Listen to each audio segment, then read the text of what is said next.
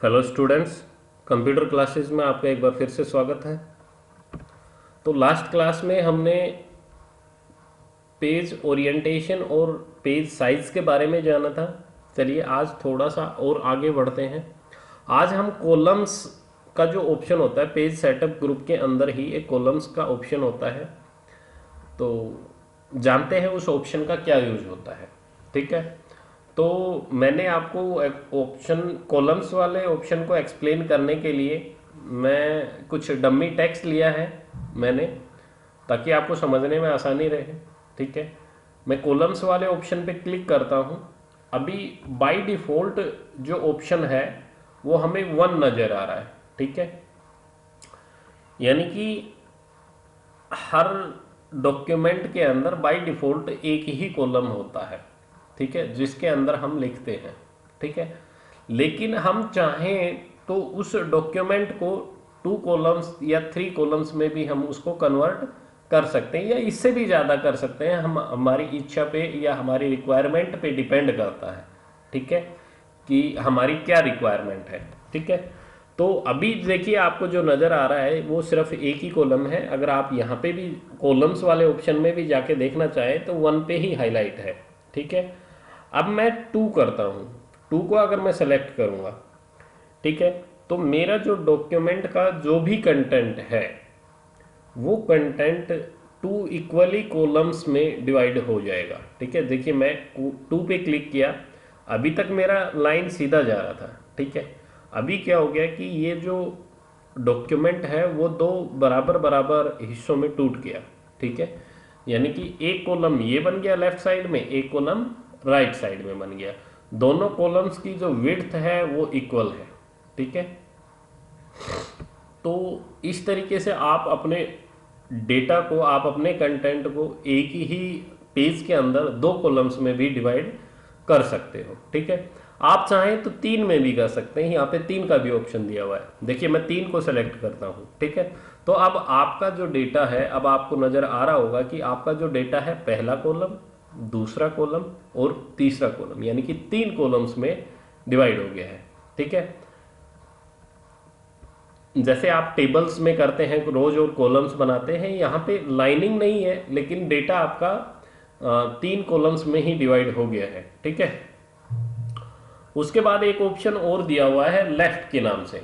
ठीक है, तो लेफ्ट में क्या होता है कि लेफ्ट में आपका डेटा दो ही कॉलम में डिवाइड होता है, लेकिन टू में और लेफ्ट में फिर क्या डिफरेंस रह जाएगा, आपके डायरेक्ट माइंड में क्वेश्चन आएगा। ठीक है, तो टू में और लेफ्ट में डिफरेंस ये होता है कि जब हम टू कॉलम्स पे, ध्यान से देखिएगा मैंने टू कॉलम्स पे क्लिक किया है, तो अभी हमारे दोनों कॉलम्स का डेटा बराबर बराबर है।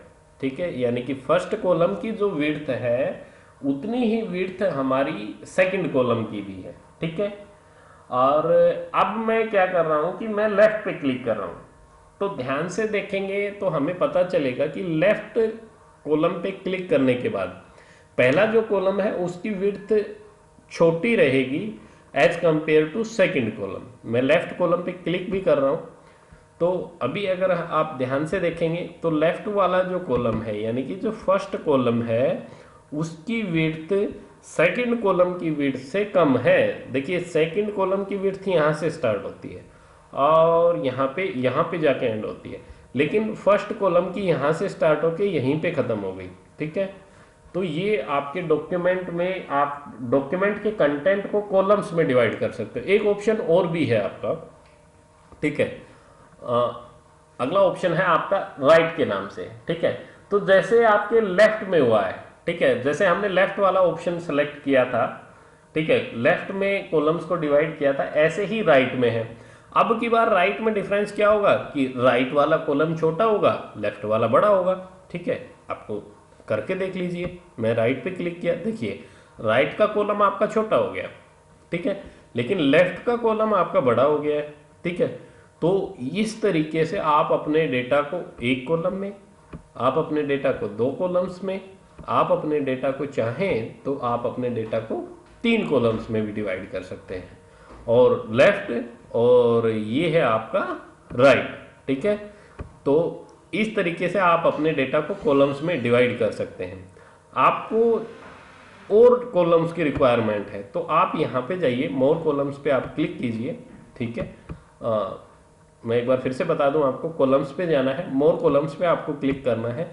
मोर कॉलम्स पे जैसे ही आप क्लिक करेंगे तो आपको कॉलम्स का डायलॉग बॉक्स ओपन हो जाएगा।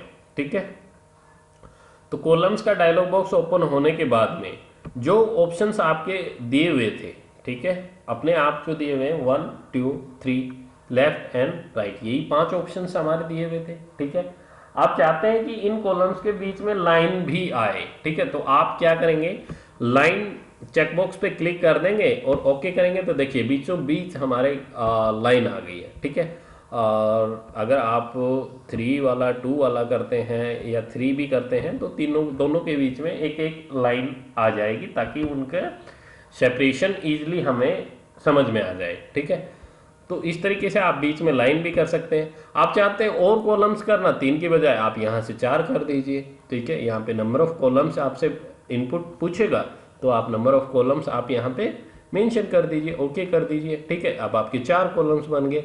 आप चाहते हैं 5 कॉलम्स करना, तो आप वही सेम डेटा आपका 5 कॉलम्स में डिवाइड हो जाएगा, आप 5 कॉलम्स भी कर सकते हैं।